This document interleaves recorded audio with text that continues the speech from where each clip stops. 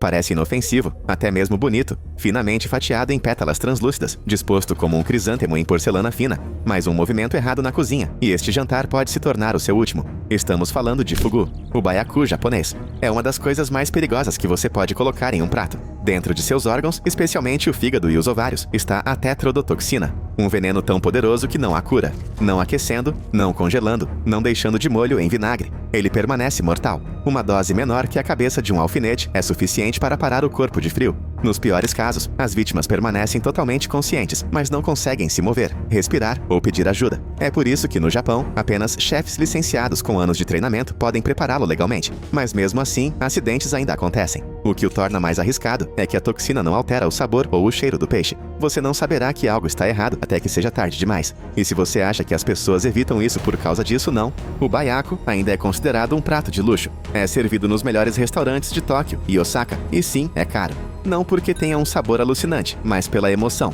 Alguns dizem que é como andar de montanha-russa com os olhos vendados. Você simplesmente confia no chefe e torce para que ele tenha tido um bom dia. Aliás, o Ministério da Saúde do Japão mantém registros públicos de casos de envenenamento por baiacu todos os anos. A maioria deles não vem de restaurantes, mas de pessoas que tentam cozinhá-lo em casa. O que é ainda mais louco, a toxina vem da dieta do baiacu. Ele se alimenta de bactérias e pequenas criaturas marinhas que produzem o veneno. O baiacu criado em cativeiro e em ambientes limpos não tem a toxina, mas os tradicionalistas dizem que isso torna a experiência entediante. Então, aqui está um peixe que pode paralisar você só por ser descuidado. Um prato que mistura perigo com delicadeza. E sim, as pessoas ainda pedem mais. É um dos pratos mais debatidos da história da culinária. Cérebro de macaco. Frequentemente cercado por mitos, rumores e muito exagero da mídia, este prato tem uma reputação real e perigosa. Em certas partes da Ásia, especialmente no passado, comer o cérebro de um macaco era visto como uma iguaria rara, às vezes ligada a crenças antigas ou círculos gastronômicos de elite. Mas, além da controvérsia, há um perigo oculto sobre o qual a ciência alerta. E está no próprio tecido cerebral. Cérebros de macaco podem conter algo chamado prions. Estes não são bactérias ou vírus. São proteínas retorcidas que podem desencadear distúrbios cerebrais fatais em humanos. A mesma categoria de doenças que inclui Kuru e Creutzfeldt-Jakob, que atacam o cérebro e o sistema nervoso lenta e silenciosamente. Uma vez que os sintomas começam, não há como voltar atrás. Os prions resistem ao calor e aos métodos tradicionais de cozimento. Portanto, mesmo que o prato seja servido quente ou processado, o risco pode permanecer. Pesquisadores que estudaram surtos anteriores em Papua Nova Guiné encontraram uma forte ligação entre a ingestão de tecido cerebral e a disseminação de doenças neurológicas. E embora cérebros de macacos não sejam vendidos abertamente na maioria dos lugares hoje em dia, mercados ilegais de vida selvagem e experiências gastronômicas clandestinas ainda surgem em algumas regiões, muitas vezes escondidas da vista do público. Além dos riscos à saúde, há outra questão, a legal. Muitos países agora protegem os primatas sob leis de conservação da vida selvagem, tornando o comércio e o consumo desses pratos não apenas perigosos, mas também criminosos. Ainda assim, o prato sobrevive em lendas urbanas, filmes de terror e documentários, frequentemente retratado como algo proibido e extremo. Mas não é apenas a ideia que é assustadora, é a ciência por trás do que ele pode fazer ao seu cérebro. É brilhante, amanteigado e servido com bacalhau salgado em um dos pratos mais icônicos da Jamaica. Mas o aqui, quando não está totalmente maduro, torna-se algo muito mais perigoso do que delicioso. A mesma fruta que é fonte de orgulho nacional também pode desencadear uma das síndromes de intoxicação alimentar mais graves do planeta. Quando o aqui não está pronto para comer, ele contém hipoglicina A, uma toxina que impede o corpo de processar açúcar. Isso leva ao que chamamos de doença do vômito jamaicano. O nome parece simples, mas os efeitos podem ser brutais. Náusea intensa, fraqueza repentina e até danos ao fígado. Em casos graves, o suprimento de energia do corpo é completamente interrompido. Aqui está a regra. Se o fruto não se abriu naturalmente na árvore, não é seguro comê-lo. Há gerações, os moradores locais sabem disso. Eles esperam que a vagem se abra sozinha, revelando 3 sementes pretas brilhantes e polpa amarela macia. Apenas a parte amarela é comestível, todo o resto é proibido. Apesar desses riscos, o aqui ainda é vendido em latas e em mercados ao redor do mundo. A diferença? Processamento adequado. A fruta é inspecionada, limpa e preparada com rigorosos padrões de segurança, especialmente para a exportação. Mas em áreas rurais ou na colheita em quintais, essas medidas de segurança nem sempre são cumpridas. É aí que os acidentes acontecem. O surpreendente é quantas pessoas fora da Jamaica nunca ouviram falar do aqui, muito menos de seus perigos. É uma fruta tropical com 2 faces, rica em nutrientes e saborosa quando bem tratada, mas implacável se você ignorar as regras. Você pode pensar que já experimentou queijo forte antes, queijo azul, camembert, até mesmo um brie francês fedorento. Mas, honestamente, nada se compara ao caso marzu, um queijo tão extremo que é proibido em muitos lugares. Seu nome significa literalmente queijo podre, e ele ganhou esse título da maneira mais difícil, por ser recheado com larvas de insetos vivas. Feito na Sardenha, este queijo começa como um pecorino comum. Em seguida, as moscas depositam ovos dentro da roda. As larvas resultantes comem o queijo, quebrando as gorduras e dando-lhe uma textura cremosa que a maioria das pessoas não tocaria, nem com uma vara de 3 metros. Mas os moradores locais o consideram uma iguaria. E sim, é servido com as larvas ainda se movendo. O perigo não vem apenas de como é feito, mas do que pode dar errado. Se o queijo não for armazenado corretamente, bactérias nocivas podem se multiplicar, e comer larvas vivas pode acarretar o risco de infecções intestinais se as bactérias sobreviverem à digestão. É por isso que as autoridades europeias de segurança alimentar tentaram proibi-lo, embora ainda seja vendido discretamente, boca a boca ou por baixo dos panos, em algumas fazendas da Sardenha. Alguns viajantes procuram o casu marzu de propósito, encarando-o como um desafio ou um teste de coragem. Outros ficam chocados ao descobrir que algo considerado estragado na maioria das culturas é visto como gourmet em outros lugares. Uma coisa é certa, o casu marzu não é apenas comida, é uma experiência macia, inquietante e potencialmente arriscada. E quer você o ache fascinante ou revoltante, ele definitivamente merece seu lugar na lista dos alimentos mais perigosos do mundo.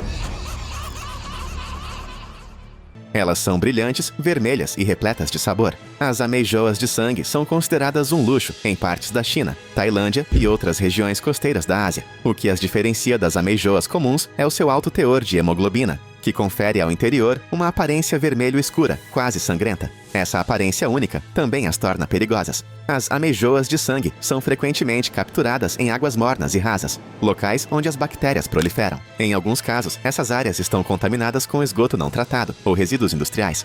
Ao contrário de outros moluscos, as ameijoas de sangue conseguem filtrar um volume muito maior de água. Isso significa que absorvem não apenas nutrientes, mas também vírus e micro-organismos nocivos. Estamos falando de hepatite A, norovírus e até bactérias causadoras de febre tifoide. O que piora a situação é que as ameijoas de sangue são frequentemente consumidas cruas ou mal cozidas. Isso deixa tempo suficiente para que o que estiver dentro permaneça ativo. Vários surtos ao longo dos anos foram rastreados até vendedores ambulantes ou buffets de frutos do mar, que serviam essas ameijoas sem regulamentação adequada. De fato, a China proibiu a venda de ameijoas de sangue cruas em várias grandes cidades, após uma onda de doenças graves. Ainda assim, a demanda existe. Algumas pessoas buscam aquele sabor salgado e rico em ferro. Outras o tratam como um alimento reconfortante e nostálgico. Mas e o risco? Não vale a pena encarar levianamente. As ameijoas de sangue podem parecer apetitosas por fora, mas por dentro podem estar escondendo algo com que seu sistema imunológico realmente não quer lidar.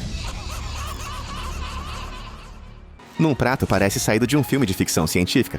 Tentáculos de polvo frescos, cortados em pedaços pequenos, ainda se mexendo. Trata-se de sanakji, uma iguaria coreana, servida com as ventosas ainda ativas. O prato foi criado para exibir frescor, textura e um toque de emoção culinária. Mas essa emoção esconde um perigo. Mesmo depois de cortados, os tentáculos reagem ao sódio e continuam a se contrair. As ventosas em cada pedaço podem grudar na sua garganta se não forem mastigadas corretamente. Esse é o maior risco. Não é o sabor, mas a textura e o movimento. Se alguém engole rápido demais ou não mastiga por tempo suficiente, um tentáculo vivo pode se prender à parte interna da garganta, bloqueando as vias aéreas. Restaurantes que servem sanakji geralmente oferecem hachis e tesouras e incentivam os clientes a darem pequenas mordidas. Mas mesmo assim, houve relatos de incidentes de engasgo, principalmente entre turistas que não conheciam o prato. É por isso que alguns restaurantes começaram a oferecer uma versão levemente sedada, apenas para garantir. Na cultura coreana, o sanakji faz parte das celebrações tradicionais e da cultura de frutos do mar.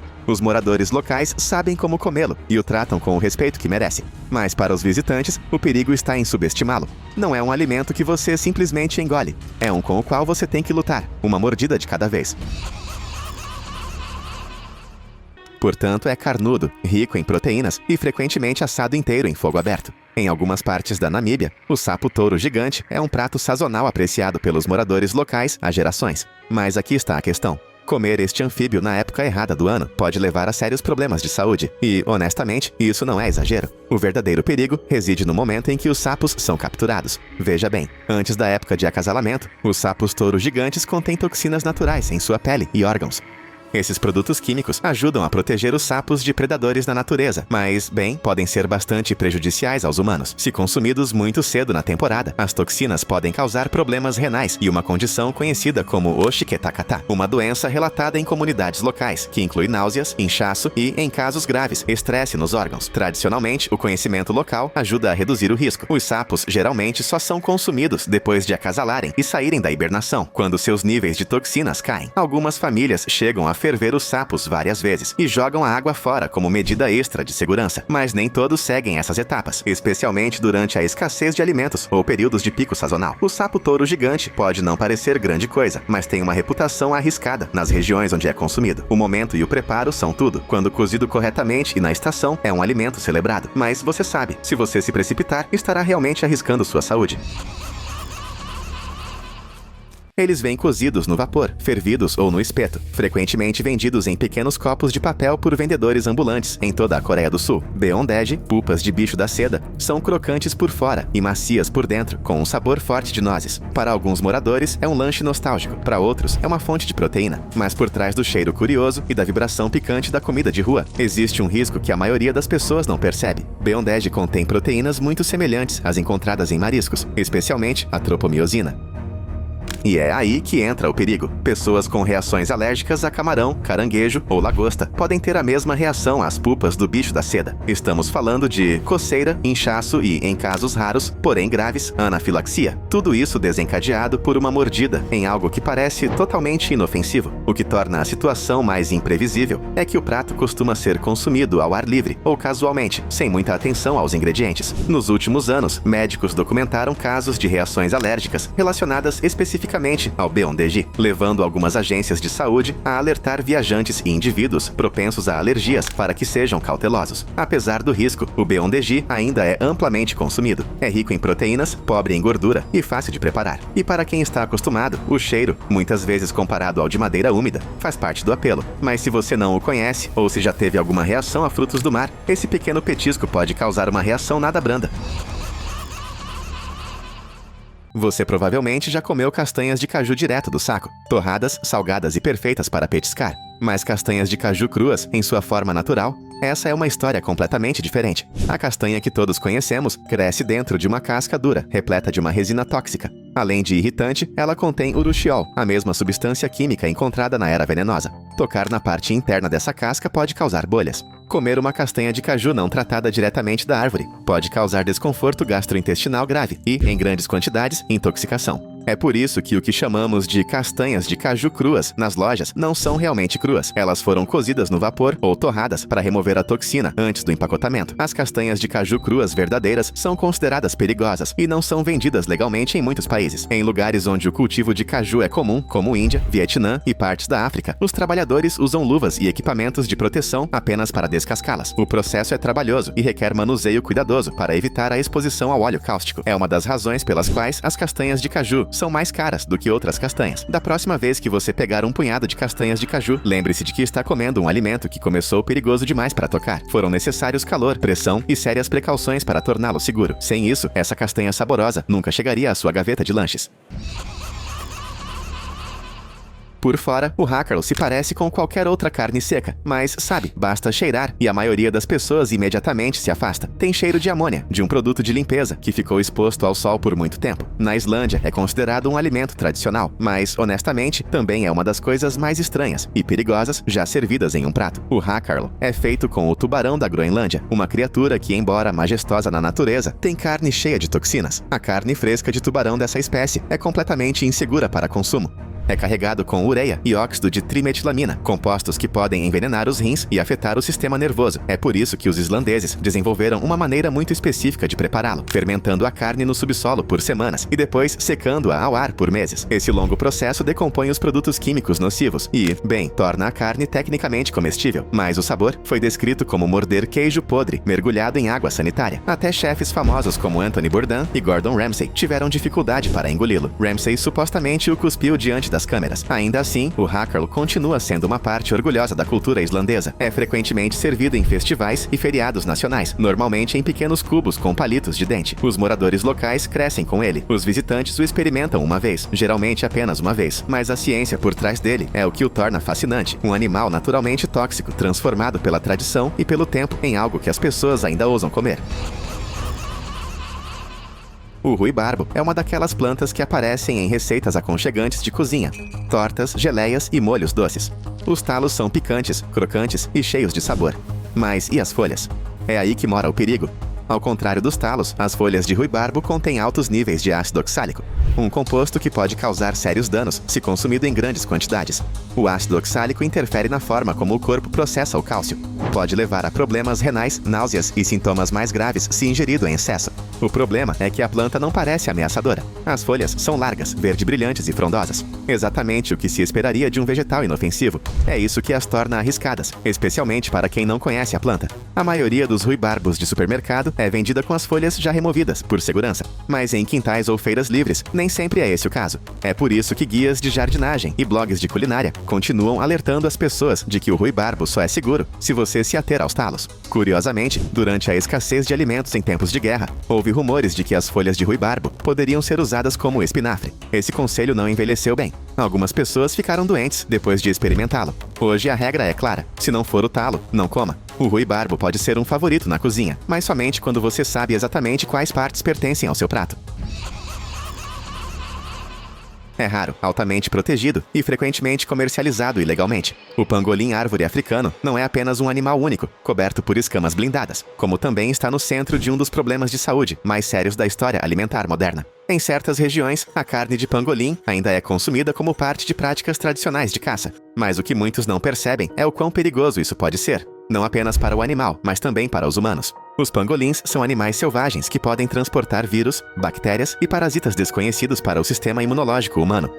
Quando manuseados ou consumidos, especialmente quando mal cozidos, esses patógenos podem saltar de espécie para espécie. Isso se chama transmissão zoonótica. É como certos vírus que costumavam viver silenciosamente em animais encontram seu caminho para os humanos e se espalham. Cientistas há muito alertam sobre os riscos de comer animais selvagens exóticos. Os pangolins, em particular, têm sido estudados por sua conexão com surtos virais. Esta é uma das razões pelas quais eles se tornaram o foco dos esforços globais de conservação. Não apenas porque estão ameaçados de extinção, mas porque as doenças que eles podem transmitir ainda não são totalmente compreendidas. Apesar das fortes leis de proteção internacional, o comércio ilegal ainda existe em algumas partes da África e da Ásia. A carne de pangolim, às vezes, é considerada uma iguaria ou símbolo de status, mas a realidade é que comê-la não ameaça apenas uma espécie inteira. Coloca a saúde pública em risco de maneiras que estamos apenas começando a entender. Então, você provavelmente já engoliu uma semente de maçã sem pensar duas vezes. Ou talvez tenha aberto uma cereja e notado o caroço duro dentro. A maioria das pessoas simplesmente as joga fora. Ou você sabe, as come sem querer. Mas dentro dessas sementes macias e de aparência inofensiva, existe uma substância química chamada amigdalina. E bem, é aí que a coisa fica séria. Quando a amigdalina é digerida, ela se transforma em cianeto de hidrogênio. Sim, cianeto. O mesmo composto conhecido por seus efeitos tóxicos no corpo humano. A boa notícia é que engolir uma ou duas sementes provavelmente não causa danos. A casca dura da semente geralmente atravessa o corpo sem se romper. O perigo começa de verdade quando as sementes são trituradas, moídas ou consumidas em grandes quantidades. Caroços de cereja triturados ou sementes de maçã batidas podem liberar cianeto suficiente para causar sintomas como tontura, náusea e, em casos raros, efeitos mais graves. É por isso que algumas autoridades de saúde alertam contra a preparação de chás ou vitaminas com caroços ou caroços de frutas com caroço. Não é um mito, é apenas química básica. Mesmo assim, as sementes permanecem dentro de quase todas as maçãs e cerejas vendidas no mundo. Isso porque o perigo depende de como são consumidas e em que quantidade. Para a maioria das pessoas, elas nunca serão um problema. Mas, você sabe, saber o que está escondido dentro dessas frutas do dia a dia acrescenta mais um motivo para mantê-las longe do seu liquidificador e do seu cardápio. Crescem em parques florestais e até mesmo em quintais. Cogumelos selvagens podem parecer terrosos e convidativos, mas todos os anos, pessoas acabam em hospitais por colherem os cogumelos errados. O problema? Muitos cogumelos mortais são quase idênticos aos comestíveis. E quando a diferença é apenas um tom de cor ou um leve anel ao redor do caule, adivinhar errado pode ser um erro fatal. Uma das espécies mais perigosas é o cogumelo da morte. Ele se assemelha a cogumelos comestíveis, como o cogumelo de palha ou o cogumelo de palha, mas contém amatoxinas, compostos que destroem as células do fígado e dos rins. Os sintomas costumam levar horas para aparecer, o que significa que quando alguém percebe que algo está errado, a toxina já se espalhou, e cozinhar não ajuda. Essas toxinas sobrevivem a altas temperaturas, então fritá-las, fervê-las ou assá-las não as torna mais seguras. É por isso que forrageadores experientes usam regras rígidas e métodos de identificação antes de comer qualquer coisa que encontrem na natureza. Mas todos os anos, especialmente durante a temporada de cogumelos, os centros de controle de intoxicações ao redor do mundo são inundados com chamadas de emergência. Cogumelos selvagens podem ser um ótimo ingrediente quando você sabe o que está fazendo, mas para o olho destreinado, eles são como minas terrestres na floresta, lindos, tentadores e às vezes mortais. A mandioca é uma cultura vital. Ela alimenta mais de 500 milhão de pessoas em todo o mundo. Mas por trás de sua aparência humilde, esconde-se uma armadilha química. A mandioca contém linamarina, um composto que pode se transformar em cianeto de hidrogênio dentro do corpo humano. A boa notícia é que a raiz pode ser protegida. A má notícia, ela só é segura se preparada exatamente da maneira correta. Existem 2 tipos de mandioca, a doce e a amarga. A variedade doce tem níveis mais baixos de toxinas e geralmente é cozida ou cozida no vapor. A variedade amarga requer mais atenção. Deve ser demolhada, ralada, fermentada e cozida completamente para remover o veneno. Pule uma etapa e as consequências podem ser graves. Em várias partes da África e da América do Sul, surtos de envenenamento por cianeto têm sido associados ao processamento inadequado da mandioca, especialmente em períodos de seca ou escassez de alimentos, quando as pessoas apressam o processo de preparo. Os sintomas variam de náusea a efeitos mais graves, como danos nos nervos ou dificuldade para respirar. O que torna a mandioca tão única é essa dupla identidade. É uma cultura de sobrevivência e um perigo potencial. É por isso que a educação sobre como prepará-la é tão essencial quanto a própria cultura. É um dos poucos alimentos no mundo que pode tanto nutrir quanto prejudicar, dependendo inteiramente de como é manuseado. Nas águas do Mar Vermelho e do Mediterrâneo Oriental, nada um peixe que parece pequeno, elegante e completamente inofensivo. Chama-se blasop, de listras prateadas, um tipo de baiacu, e é um dos peixes mais tóxicos encontrados perto da costa egípcia. Ao contrário de seu primo japonês, essa versão não é servida em restaurantes 5 estrelas. Muitas vezes é pescado e comido por engano. O perigo vem da tetrodotoxina, o mesmo veneno poderoso encontrado no fugu japonês. Uma pequena quantidade pode causar dormência, paralisia e até insuficiência respiratória. O pior é que não há antídoto conhecido. No Egito, autoridades de saúde emitiram repetidos alertas após relatos de pessoas que adoeceram gravemente, ou pior, após cozinhar e comer esse peixe em casa. Parte do problema é a identificação incorreta. Ele não parece particularmente perigoso. Tem um formato esguio e listras prateadas, o que o torna fácil de confundir com outros peixes comestíveis. Mas a toxina está concentrada no fígado, na pele e nos órgãos reprodutivos, e nenhuma quantidade de calor pode destruí-la. Eles ficam nas prateleiras dos supermercados, em caixas coloridas e vibrantes. Alguns têm mascotes sorridentes de desenho animado, outros gritam grãos integrais ou enriquecidos com vitaminas. Mas sejamos realistas, a maioria dos cereais matinais açucarados são basicamente doces disfarçados. Colocá-los em uma tigela e adicionar leite não muda o fato de que você está começando o dia com uma onda de açúcar comparável à de um donut. Esses cereais costumam ser carregados com xarope de milho rico em frutose, corantes artificiais e conservantes. No momento em que você os come, o açúcar no sangue dispara, dando a você aquela rápida descarga de energia. Mas não dura. Em 1 ou 2 horas, sua energia cai. Seu cérebro fica confuso e você já está com vontade de mais açúcar. Isso porque seu corpo responde ao pico, liberando uma enxurrada de insulina, que depois cai muito, deixando você mais cansado do que antes. Mesmo aqueles que parecem saudáveis, como flocos de mel ou flocos com sabor de frutas, não são seguros. Vire a caixa e olhe o rótulo. Alguns desses cereais têm mais açúcar por porção do que uma fatia de bolo de chocolate. E não, algumas vitaminas adicionadas não transformam isso magicamente em uma refeição nutritiva. Um começo de dia melhor não precisa ser chato ou complicado, mas seu corpo precisa de combustível, não de fogos de artifício. Parece saudável, soa saudável. A palavra iogurte quase parece um jargão de bem-estar. Mas quando você abre a tampa de alumínio daqueles copinhos doces com sabor de frutas, o que você realmente encontra é uma sobremesa fingindo ser café da manhã. Muitos iogurtes saborizados contêm mais açúcar do que uma barra de chocolate, alguns até 20 gramas ou mais por porção. Isso sem adicionar granola, mel ou frutas secas. O que é pior, a fruta no fundo do copinho. Muitas vezes não é fruta, apenas um gel açucarado com sabores e corantes artificiais. O iogurte em si geralmente com baixo teor de gordura ou sem gordura. É processado a ponto de perder a maior parte dos seus benefícios naturais. As bactérias benéficas ainda estão lá, mas estão enterradas sob camadas de adoçantes e estabilizantes adicionados. Começar o dia com um desses é como despejar xarope no motor e torcer para que ele funcione perfeitamente. Não funciona. Você sente uma rápida descarga de energia e, em seguida, a queda de costume. A fome volta rapidamente e seu humor pode cair com a mesma rapidez. Iogurte grego puro com frutas frescas é uma história completamente diferente, mas aqueles potes coloridos na geladeira, eles não estão ajudando na sua manhã. Sejamos honestos, bacon tem um cheiro incrível. É basicamente o aroma característico do café da manhã. Mas por trás do chiado está um alimento que traz muito mais problemas do que compensa logo de manhã. Carnes processadas como bacon, linguiça e presunto são carregadas de sódio, gorduras saturadas e nitratos. Aquela tira crocante no seu prato pode parecer reconfortante, mas também está elevando sua pressão arterial e colesterol na direção errada. Os nitratos, usados para conservar e colorir a carne, têm sido associados a inflamações e outros problemas de longo prazo quando consumidos regularmente. E embora um pedaço de bacon não vá arruinar sua vida, torná-lo um hábito diário prepara seu corpo para um estresse desnecessário, especialmente no início do dia, quando seu organismo está apenas acordando. Combine bacon com cereais açucarados ou torradas brancas, e seu café da manhã se torna uma ameaça tripla. Você não está alimentando seu dia, está fazendo seu sistema digestivo trabalhar horas extras. Há um motivo para os especialistas em nutrição não colocarem bacon no topo de nenhuma lista de verificação matinal. Não se trata apenas de calorias, mas de como seu corpo reage a esses ingredientes minutos depois de acordar.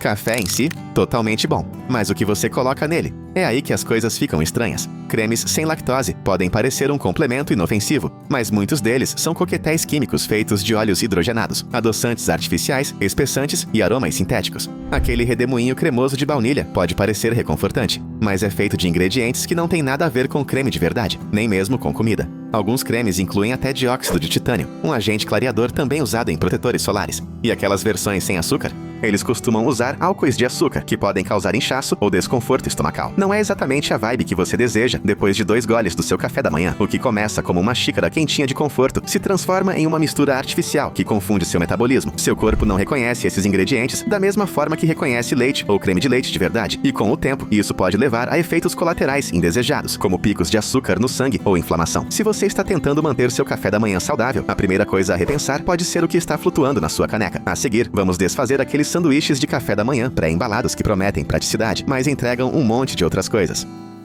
Eles estão por toda parte. Postos de gasolina, máquinas de venda automática de escritórios, corredores de congelados, embrulhados em plástico brilhante, rotulados como substanciosos ou ricos em proteína. Os sanduíches de café da manhã pré-embalados parecem a solução perfeita para levar, mas dentro dessa embalagem, muitas vezes, há uma mistura altamente processada de ingredientes de baixa qualidade, pão branco branqueado, queijo artificial, carne com alto teor de sódio e conservantes industriais, que os mantêm frescos muito além do que parecem naturais. O ovo geralmente é em pó ou congelado rapidamente. O bacon ou a linguiça são cheios de nitratos, e o queijo, muitas vezes nem mesmo queijo, mas um produto à base de laticínios desenvolvido para derreter perfeitamente. Esses sanduíches podem conter mais da metade do sódio diário em apenas uma porção, e isso sem adicionar mais nada à refeição. A contagem de calorias também aumenta rapidamente, especialmente com todas as gorduras e aditivos ocultos. Começar amanhã com esse tipo de sanduíche é como colocar o sistema digestivo em overdrive, antes mesmo que o cérebro o alcance. No início parece saciante, mas algumas horas depois você já está se arrastando. A conveniência rápida tem o custo de energia lenta, inchaço e uma longa lista de ingredientes impronunciáveis. É fast food disfarçado, e seu corpo merece um combustível melhor para começar o dia.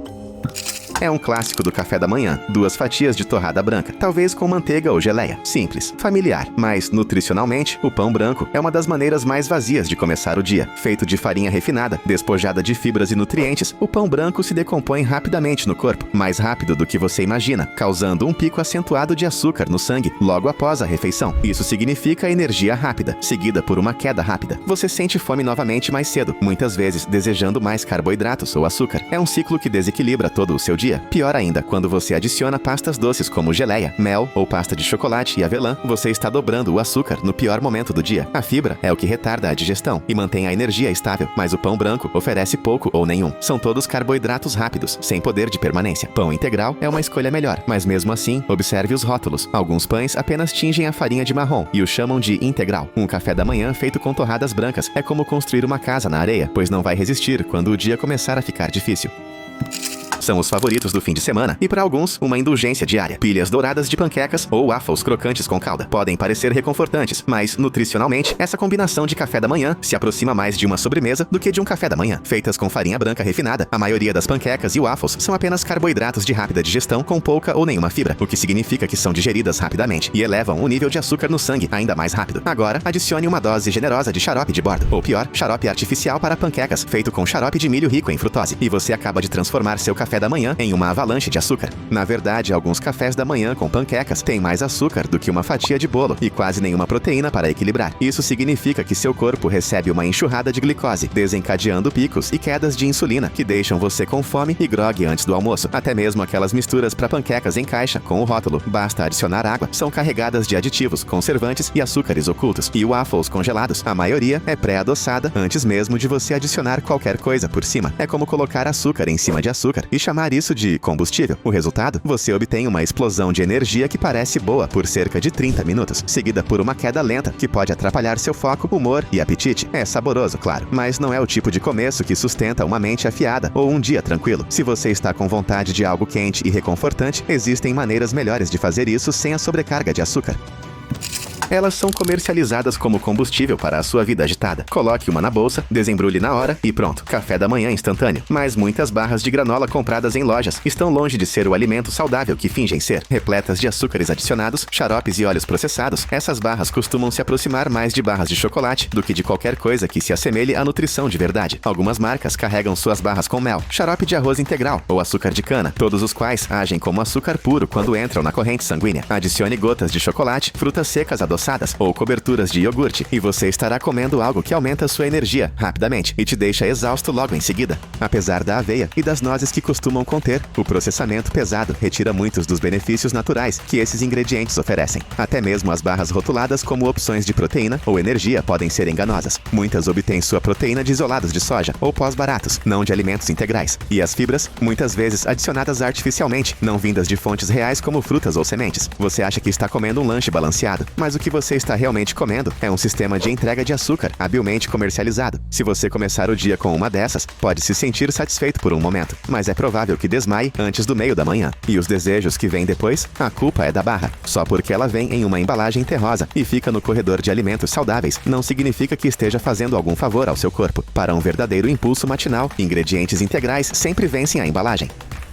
Os ovos são frequentemente aclamados como a proteína perfeita para o café da manhã, e de muitas maneiras são. Mas ovos mexidos, eles têm um lado ruim quando são preparados da maneira errada ou cobertos com ingredientes extras. A clássica receita de mexidos, feita em restaurantes com manteiga derretida ou óleo vegetal, e às vezes coberta com queijo ou linguiça, transforma uma proteína simples em uma sobrecarga gordurosa e rica em gordura, que pode te deixar sem energia antes mesmo de começar o dia. O método de preparo importa mais do que a maioria das pessoas pensa. Cozinhar demais os ovos quebra suas proteínas delicadas, tornando-os borrachudos e mais difíceis de digerir. Além disso, os nutrientes, especialmente as vitaminas do complexo B, começam a se decompor sob altas temperaturas. Em vez de obter uma dose saudável de combustível, você acaba com algo pesado no estômago e com poucos benefícios reais. E há também o que é misturado. Misturas para ovos mexidos pré-fabricados ou aquelas usadas em cafés da manhã de fast food. Geralmente incluem conservantes, estabilizantes e produtos de ovos em pó. Longe dos ovos frescos que você pode imaginar, essas misturas também podem conter gorduras trans e sódio desnecessário, que se acumulam rapidamente se você as consome regularmente. Mesmo em casa, é fácil exagerar na manteiga ou no queijo, transformando um ingrediente saudável em algo que obstrui, em vez de energizar. Os ovos não são o inimigo, mas a forma como você os prepara faz toda a diferença. Uma mistura leve e delicadamente cozida com o mínimo de gordura adicionada. Esse é um começo sólido, mas a pilha amanteigada e exagerada que você encontra em buffets e drive-thrus, isso não está ajudando em nada a sua manhã.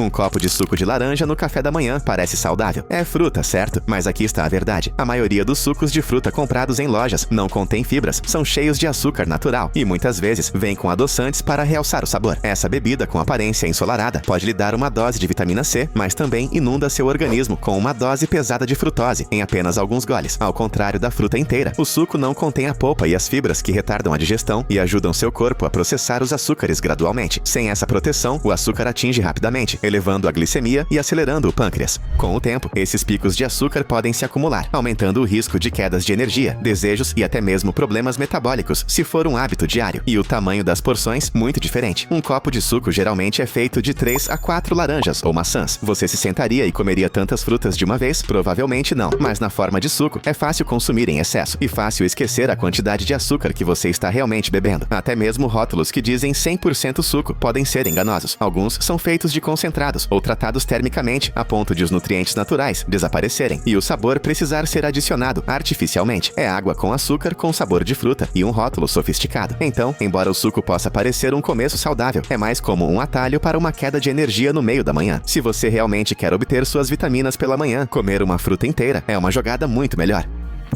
Eles são dourados, folheados, às vezes recheados com creme ou glaciados, e chamam a atenção em qualquer vitrine de padaria. Doces e donuts são os favoritos do café da manhã no mundo todo, mas quando se trata de como afetam seu corpo pela manhã, são um problema disfarçado de prazer. Esses produtos assados são feitos com farinha branca refinada, carregados de açúcar e muitas vezes fritos em óleos prejudiciais à saúde. Isso é uma dose tripla de carboidratos rápidos, gordura e adoçantes, tudo antes das 9 horas. O problema não são apenas as calorias, é a queda. Quando você come um donut ou um croissant, o açúcar no sangue dispara rapidamente, dando-lhe uma descarga de energia, que desaparece com a mesma rapidez. Em 1 ou 2 horas, você está com fome novamente, com pouca energia e possivelmente desejando outra rodada de açúcar. É um ciclo que define o tom para más decisões alimentares pelo resto do dia. Até mesmo doces que parecem mais leves, como bolos dinamarqueses de frutas ou rolinhos de canela, podem conter mais açúcar do que uma barra de chocolate. E não se esqueça das gorduras trans, que ainda são usadas em algumas versões pré-embaladas para aumentar a vida útil. Essas gorduras podem permanecer no corpo e aumentar a inflamação, o que ninguém quer logo de manhã. Claro, eles são deliciosos, mas essa delícia tem o custo de energia constante e uma mente clara. Começar o dia com um donut pode ser satisfatório por alguns minutos, mas é como construir sua manhã em areia movediça. Não demorará muito para que as coisas comecem a afundar. Bananas são uma das frutas mais populares no café da manhã. Fáceis de pegar, naturalmente doces e ricas em potássio. Mas aqui está o problema. Comer uma banana logo de manhã, especialmente com o estômago vazio, pode não estar te ajudando em nada. Por quê? Tudo se resume à combinação de altos níveis de açúcares naturais e acidez suave. Bananas contêm uma grande quantidade de frutose e quando consumidas sozinhas, o corpo absorve esse açúcar rápido demais, sem fibras, proteínas ou gorduras saudáveis para desacelerar os processos. Isso pode levar a um pico rápido nos níveis de açúcar no sangue, seguido por uma queda familiar. Você pode se sentir alerta por um momento, mas essa energia não durará muito. De repente, você está com fome de novo, desejando mais açúcar e se perguntando por que o café da manhã não pegou. Há também a acidez a ser considerada. Embora as bananas não sejam tão fortes quanto as frutas cítricas, elas ainda podem causar desconforto estomacal ou desequilíbrio ácido se forem a primeira coisa que você come, especialmente para pessoas propensas a problemas digestivos. O pico de magnésio de uma banana também pode sobrecarregar seu sistema cardiovascular quando não há comida no estômago para equilibrá-lo. Agora, as bananas não são ruins. Longe disso, elas são cheias de vitaminas, potássio e fibras. O truque é combiná-las com algo mais equilibrado. Uma banana com um punhado de nozes ou misturada com aveia simples. Essa é uma jogada mais inteligente. Mas sozinhas com o estômago vazio, elas são um pavio de queima rápida, que deixa você com pouca energia, antes mesmo de amanhã começar.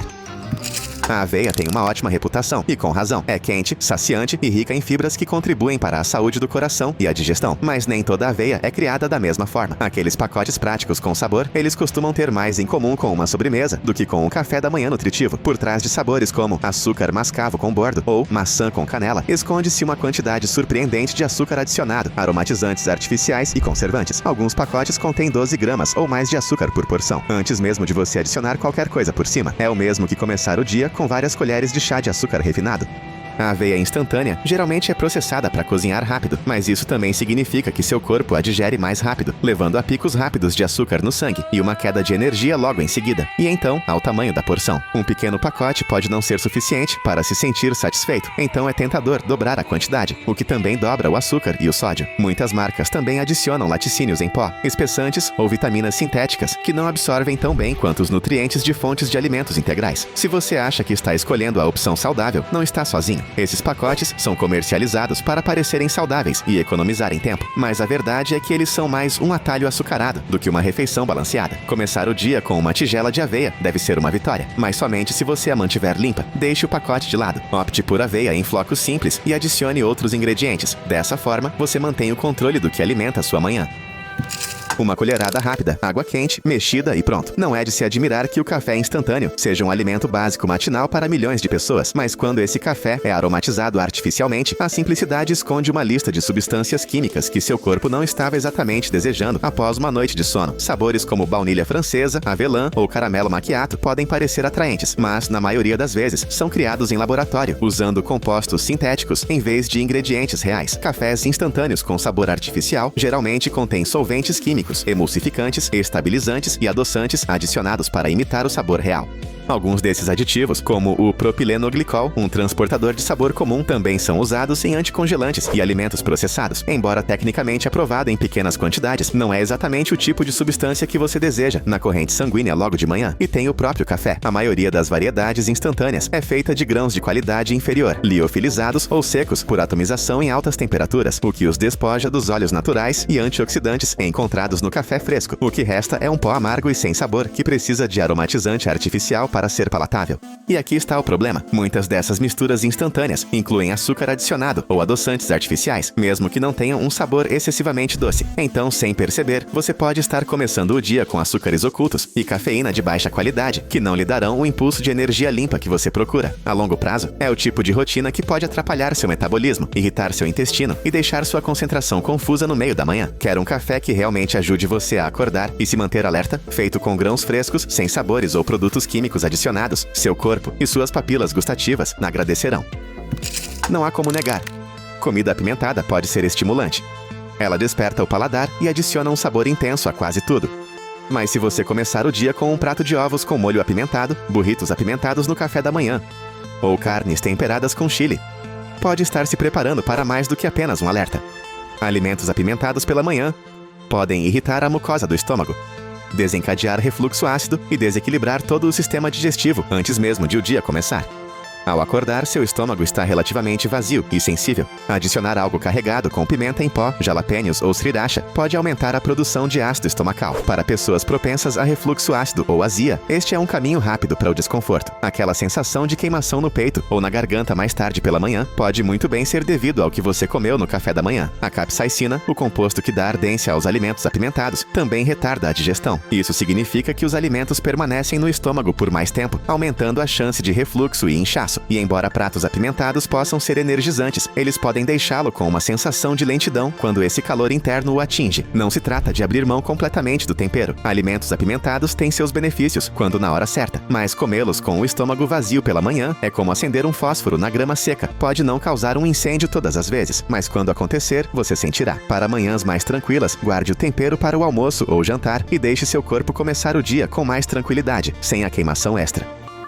Prometem foco a laser, energia instantânea e produtividade de nível super-heróico, mas energéticos pela manhã costumam oferecer exatamente o oposto. Muitas dessas latas são carregadas de cafeína, açúcar, adoçantes artificiais e estimulantes como taurina ou guaraná. Claro, eles podem te dar um susto ao acordar, mas essa explosão dura pouco, e o que se segue pode ser uma queda brusca que te deixa mais cansado do que antes. A maioria dos energéticos contém de 200 a 300 miligramas de cafeína por porção, às vezes até mais. Isso é quase o triplo do que há em uma xícara de café padrão. E quando combinada com açúcar ou estimulantes químicos, a cafeína atinge seu organismo rapidamente, elevando sua frequência cardíaca e pressão arterial. Pode parecer uma energia supercarregada, mas seu corpo a está consumindo em um ritmo insustentável. O que vem a seguir é a queda de humor. O humor cai, o foco desaparece e a fome retorna com força total. Ao meio-dia, você não está apenas cansado, você está irritado, distraído e desejando mais cafeína. Esse ciclo pode atrapalhar seus padrões de sono, aumentar a ansiedade e até mesmo causar dependência ao longo do tempo. Não é exatamente a manhã calma e focada que a maioria das pessoas espera. Além disso, muitas bebidas energéticas são ácidas e gaseificadas, o que irrita o estômago quando ainda está vazio. Começar o dia com uma é como acelerar um carro sem óleo. Parece poderoso, mas os danos se acumulam nos bastidores. Se você precisa de um impulso pela manhã, existem maneiras mais inteligentes de obtê-lo. Hidratação, alimentação balanceada e, sim, até mesmo café preto com moderação podem energizá-lo sem prepará-lo para um colapso. Aquela lata de prata pode parecer legal na sua mão, mas seu corpo sabe que não é. Comece amanhã com algo que reforce sua energia, não algo que a esgote ao meio-dia. É a Alicella gigantea, um anfípode semelhante a um camarão que inverteu as regras de tamanho. A maioria de seus parentes tem o tamanho da sua unha mindinho. Este pode crescer até 33 centímetros de comprimento. Isso é maior do que a maioria dos felinos. E não é exagero. Esta criatura das profundezas do mar é um exemplo perfeito do que os cientistas chamam de gigantismo das profundezas do mar. Uma estranha tendência biológica em que certos animais se tornam muito maiores do que seus primos de águas rasas ou da superfície. Isso acontece por causa do ambiente frio e de alta pressão, das baixas temperaturas que desaceleram o metabolismo e da escassez de alimentos que força as criaturas a crescerem mais e a se tornarem mais eficientes em termos de energia.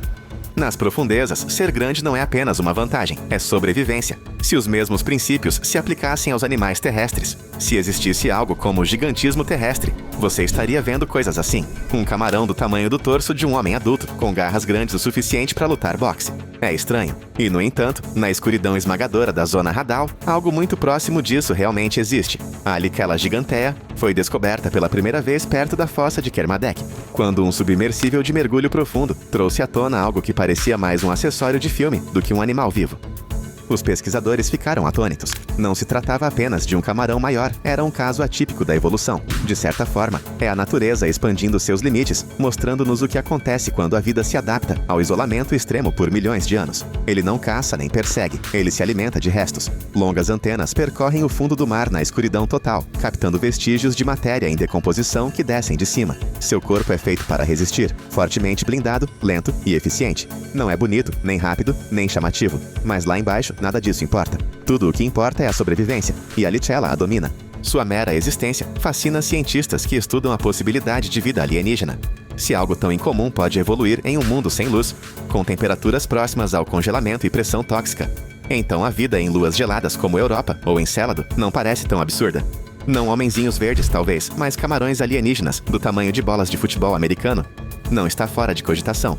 A Alicella gigantea não parece grande coisa à primeira vista. Mas quanto mais você aprende sobre ela, mais ela desafia sua compreensão do que a vida realmente significa na Terra, e talvez além dela.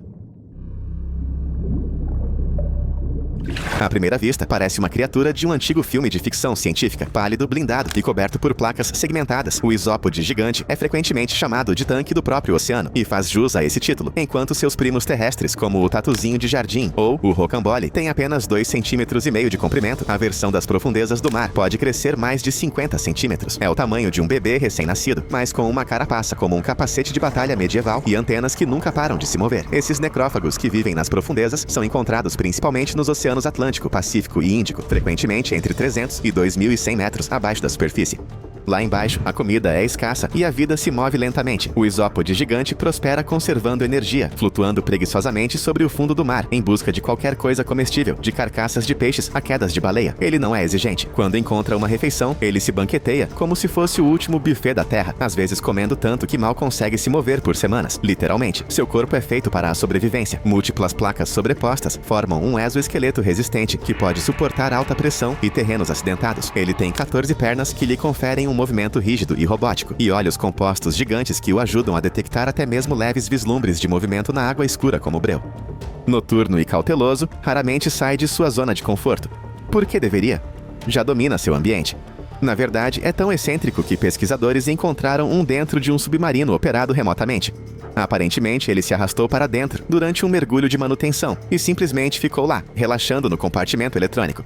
É com esse tipo de animal que você está lidando. Silencioso, lento e completamente despreocupado com a tecnologia humana.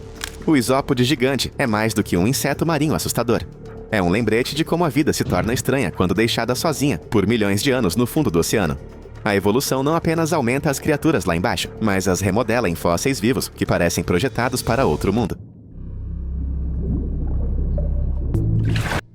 Se seus pesadelos já incluíram um caranguejo com pernas maiores que o sofá da sua sala, eles não estavam muito longe. O caranguejo-aranha japonês é o maior artrópode do planeta, com pernas que podem se estender por até 3,5 metros de uma garra à outra. Seu corpo pode ter apenas cerca de 30 centímetros de largura, mas essas pernas são infinitas, pernas desengonçadas e blindadas, que o fazem parecer um cruzamento entre um caranguejo e um guindaste de construção. Encontrados nas águas profundas, ao redor do Japão, especialmente perto das costas do Pacífico de Honshu e Kyushu, esses caranguejos vivem em qualquer lugar de 150 a 600 metros abaixo da superfície. Seus longos membros não são apenas para enfeitar. Eles ajudam o caranguejo a se mover por terrenos irregulares e alcançar alimentos enterrados no fundo do mar. É como ter um equipamento de escavação embutido. Lento, mas surpreendentemente ágil, o caranguejo-aranha japonês desliza sobre o fundo como um robô vivo e enferrujado. Seu exoesqueleto com manchas alaranjadas se mistura com corais e rochas vulcânicas, tornando-o um mestre da camuflagem. E apesar de sua aparência monstruosa, não é agressivo. Ele se alimenta principalmente de peixes em decomposição, moluscos mortos e qualquer coisa em que consiga colocar suas garras.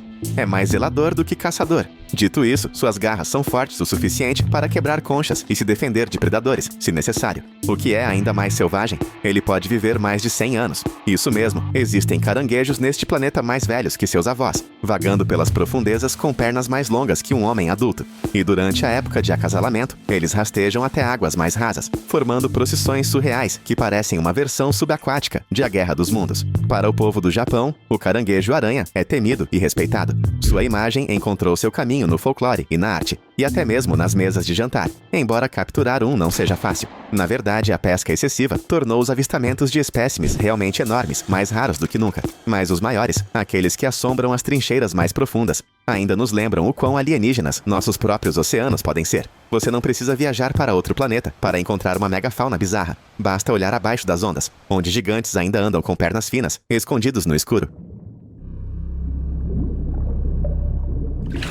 Se você já se perguntou o que poderia estar à espreita nos cantos mais escuros do oceano, o tipo de coisa sobre a qual os marinheiros costumavam sussurrar em convéses tempestuosos, conheça a lula colossal. Não uma lula gigante, mas uma lula colossal. Sim, há uma diferença, e é assustadora. Embora a lula gigante possa atingir comprimentos semelhantes, a lula colossal é mais pesada, volumosa e forte. Estima-se que alguns espécimes pesem mais de 680 quilos, com corpos tão grossos quanto tambores de óleo. Os maiores indivíduos confirmados têm olhos maiores que a cabeça humana. Os maiores olhos de qualquer criatura conhecida na Terra.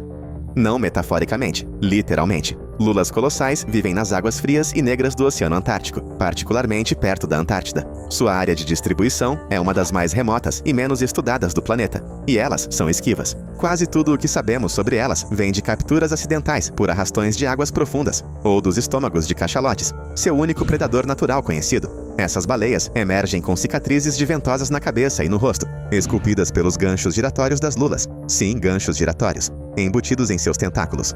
Seus braços são musculosos, cobertos por ventosas afiadas que podem rasgar carne, e seus bicos são fortes o suficiente para cortar ossos. E, no entanto, ainda sabemos muito pouco sobre como eles vivem, com que frequência se reproduzem ou quão fundo eles realmente vão. Eles são como uma luta de chefe, projetada pela natureza, todo o poder, todo o mistério. Durante anos, histórias de monstros marinhos gigantes foram descartadas como exageros, ou contos de marinheiros. Então, pesquisadores puxaram uma lula colossal para o convés de um navio, e de repente, essas velhas histórias não pareciam mais tão loucas. Se esse monstro pode existir em nosso oceano, sem ser visto por séculos, o que mais ainda existe lá fora? Você não pode olhar para uma lula colossal e não pensar em Godzilla, Círculo de Fogo ou qualquer outro filme de terror do fundo do mar. Só que desta vez, não são efeitos especiais, é real. E ela ainda está lá embaixo, caçando em silêncio. Agora vamos falar de algo que não precisa de garras ou ganchos para dar arrepios na espinha. O peixe-remo das profundezas é longo, prateado e assustadoramente gracioso. Uma faixa de músculos e mistério que desliza pelas profundezas como um fantasma vivo. E quando sobe à superfície, transforma mitos em manchetes. O peixe-remo pode atingir mais de 11 metros de comprimento, tornando-o o maior peixe ósseo conhecido no planeta. Com um corpo fino e achatado e uma crista vermelha semelhante a uma juba que se estende da cabeça, parece algo tirado das páginas de antigas lendas sobre monstros marinhos, porque provavelmente foi. O folclore japonês o chama de mensageiro do palácio do deus do mar. E ainda hoje, pescadores locais acreditam que a aparição de peixes-remo é um aviso de tsunamis ou terremotos iminentes. Normalmente, eles vivem em profundidades entre 220 metros e 900 metros, onde flutuam verticalmente, com a cabeça erguida e a cauda para baixo, como uma espada de prata cortando a coluna d'água. Ao contrário de muitos gigantes das profundezas do mar, eles não dependem da força bruta. Em vez disso, ondulam suavemente, usando sua longa barbatana dorsal para navegar. É hipnotizante, quase hipnótico. Mas quando alguém dá a costa, seja doente ou desorientado, é uma visão surreal. As pessoas os confundiram com serpentes marinhas mais de uma vez. Os peixes-remo não têm escamas visíveis nem dentes de verdade, alimentando-se principalmente de plâncton e pequenos crustáceos, filtrando água pelas guelras. Apesar de sua dieta pacífica, eles se tornaram lendas em comunidades costeiras ao redor do mundo. E ver um de perto é como detectar uma falha na realidade. Algo que não deveria existir, mas existe. O estranho é o quão pouco sabemos sobre eles. Eles raramente foram filmados em seu habitat natural. A maior parte do que entendemos vem dos raros indivíduos que encalharam perto da superfície. E mesmo assim, eles parecem perfeitos demais, alienígenas demais para pertencer à Terra. Eles não são perigosos, mas de certa forma, isso os torna ainda mais enervantes. Porque quando algo tão longo e estranho flutua na escuridão, calmo e lento, você percebe que o oceano não precisa de monstros. Já os tem, eles só não rugem. Eles planam. Nas profundezas do oceano, onde a luz jamais tocou e a pressão pode esmagar o aço, uma criatura silenciosa errante se move com a graça de um fantasma. Não tem rosto, nem ferrões, nem cérebro central. Apenas um corpo enorme em forma de guarda-chuva e 4 braços que podem atingir 9 metros de comprimento. Esta é a Stygiomedusa gigantea, a água-viva fantasma. E por mais de um século, foi mais rumor do que realidade. Mesmo hoje, avistar uma é como ganhar na loteria em alto mar. Nas milhares de horas que pesquisadores exploraram o abismo usando submersíveis robóticos, a Stygiomedusa só foi registrada em câmeras algumas vezes. Ela não pulsa como a maioria das águas-vivas. Ela desliza com o sino flexionado levemente, movendo-se como uma capa em câmera lenta pela escuridão. Com seus longos braços em forma de remos flutuando sob ela, tudo parece um chefe de um jogo de terror, só que real. Ao contrário da maioria das águas-vivas, esta gigante não possui tentáculos urticantes. Em vez disso, ela usa seus braços grossos e musculosos para envolver e capturar presas, provavelmente pequenos peixes e plâncton. Seu método de alimentação não é chamativo, mas é eficaz em um lugar onde a comida é rara e movimento é energia. Lá embaixo você não pode se dar ao luxo de desperdiçar. Uma das coisas mais impressionantes sobre Stygiomedusa é seu silêncio. Ela não pisca, pisca ou brilha. Ela não persegue ou dispara. Ela simplesmente flutua lenta, enorme e desconhecida. Essa simplicidade a torna assustadora. É como assistir a uma cortina flutuar através de uma catedral subaquática, indiferente a tudo ao seu redor. Imagens capturadas do Instituto de Pesquisa do Aquário da Baía de Monterey mostram-na flutuando a mais de 900 metros abaixo da superfície, sem ser perturbada pelas câmeras robóticas que a filmam, sem pânico, sem mudança de direção, apenas pura e antiga quietude. É como se ela sempre tivesse estado lá, fora de alcance, fora de vista. De certa forma, Stygiomedusa gigantea é o símbolo máximo das profundezas. Não é perigosa, não é agressiva, apenas enorme, misteriosa e completamente estranha a tudo o que conhecemos. Prova de que o oceano não precisa ser barulhento para deixá-lo sem palavras. Você já viu caranguejos, você já viu aranhas. Mas você já viu uma aranha do mar do tamanho de um prato de jantar ou maior rastejando pelo fundo do mar com membros que parecem ter sido costurados com limpadores de cachimbo e pesadelos? É encontrada principalmente nas águas da Antártida. A aranha do mar gigante não é uma aranha como você imagina. É um artrópode marinho da família dos picnogonídeos, com um corpo tão pequeno que a maioria dos seus órgãos fica amontoada nas pernas. Algumas espécies lá embaixo podem crescer mais de 60 centímetros de largura, movendo-se lenta, mas firmemente, em águas quase congelantes e escuras. Seus corpos são reduzidos ao básico.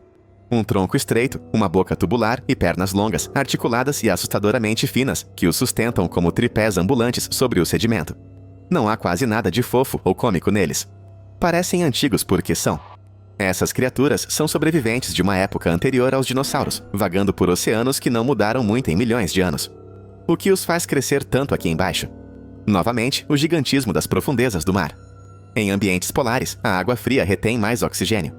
Com menos predadores e metabolismos mais lentos, essas criaturas evoluem em direções estranhas. Em vez de formas compactas construídas para velocidade ou agressividade, elas se esticam, elas se tornam finas. Apesar de sua aparência assustadora, as aranhas do mar gigantes não são perigosas. Elas se alimentam lentamente, perfurando presas de corpo mole com sua probóscide e sugando os nutrientes, como um mosquito das profundezas. Dito isso, assistir a uma delas, fazer isso sob um microscópio, parece mais uma cena de Alien do que um documentário sobre a natureza. E aqui está o problema. Algumas delas são pais dedicados. Os machos carregam os ovos em apêndices especiais nas pernas, protegendo-os enquanto se desenvolvem lentamente na segurança das profundezas frias e escuras. É um contraste bizarro com sua aparência perturbadora. Até os monstros têm responsabilidades, ao que parece. A aranha do mar gigante é outro lembrete. Quanto mais fundo você vai, mais estranha a vida fica. No abismo, a beleza e o terror compartilham o mesmo plano corporal. Todas as pernas, sem regras. Apenas a evolução fazendo seu trabalho mais estranho. É lento, é antigo, e pode ser o vertebrado mais antigo vivo hoje. Conheça o tubarão da Groenlândia, uma criatura enorme, com cara de fantasma, que flutua pelas águas negras e geladas dos oceanos Atlântico Norte e Ártico. Não é chamativo nem rápido. Na verdade, é um dos tubarões nadadores mais lentos já registrados. Mas o que lhe falta em velocidade compensa em mistério, resiliência e idade. Um único tubarão da Groenlândia pode viver de 400 a 500 anos, o que significa que alguns dos que nadam hoje já estavam planando pelo oceano quando os peregrinos desembarcaram em Plymouth Rock. Este tubarão não caça como um tubarão branco. Ele plana, frequentemente atingindo pouco menos de 1,5 km por hora. Ele se move com uma espécie de paciência glacial que se adapta às águas frias que chama de lar. Já foi registrado em profundidades de mais de 2.200 metros e, no entanto, às vezes aparece mais perto da superfície, geralmente à noite, em busca de alimento. E alimento para essa fera lenta inclui praticamente qualquer coisa: peixes, lulas, focas e, ocasionalmente, até mesmo uma carcaça de urso polar, se tiver sorte. Os tubarões da Groenlândia são necrófagos por natureza, mas também são oportunistas. Seus dentes são especialmente adaptados para arrancar pedaços de presas grandes. Os dentes superiores agarram, os inferiores fatiam, sem necessidade de uma perseguição dramática. Uma das coisas mais impressionantes sobre eles são os olhos. A maioria dos tubarões da Groenlândia é quase cega, graças a copépodes parasitas que se fixam em suas córneas. Esses pequenos e assustadores caronas pendem do olho como águas vivas fibrosas, cegando o tubarão em troca de uma carona. Mas o tubarão não parece se importar. Ele se orienta usando outros sentidos: olfato, vibração e talvez até mesmo uma espécie de sexto sentido das profundezas do mar. Cientistas determinam a idade do tubarão por meio de um método chamado datação por radiocarbono, analisando especificamente as proteínas do cristalino do olho, uma das únicas partes do corpo que permanece inalterada ao longo da vida. Os resultados são impressionantes. Estimou-se que uma fêmea de tubarão da Groenlândia tivesse mais de 390 anos, possivelmente 512. Isso a torna o vertebrado com a vida mais longa já descoberta. E apesar dessa longa expectativa de vida, ainda não sabemos quase nada sobre como eles se reproduzem, com que frequência se reproduzem ou quantos existem por aí. Eles não migram em grandes grupos, não vêm à superfície para respirar, não deixam rastros óbvios. É como se a natureza os tivesse projetado para permanecerem escondidos, flutuando sob o gelo em silêncio. Se o oceano é um museu do passado da Terra, o tubarão da Groenlândia é sua exposição mais antiga. Não é um monstro e não é uma lenda. É real. E tem assistido silenciosamente aos séculos passarem sob um teto de água congelada. Se alguma vez houve uma criatura que parecesse feita para um planeta alienígena, é o verme tubular gigante, encontrados agarrados às bordas escaldantes de fontes hidrotermais nas partes mais escuras do oceano. Esses organismos pálidos e imponentes podem atingir quase 2 metros de altura, mas não têm boca, olhos nem sistema digestivo. E, de alguma forma, eles estão prosperando em um mundo onde quase nada mais consegue sobreviver. Esses animais surreais foram descobertos pela primeira vez no final da década de 1970, durante um mergulho perto do Rift de Galápagos, a profundidades de quase 2.400 metros.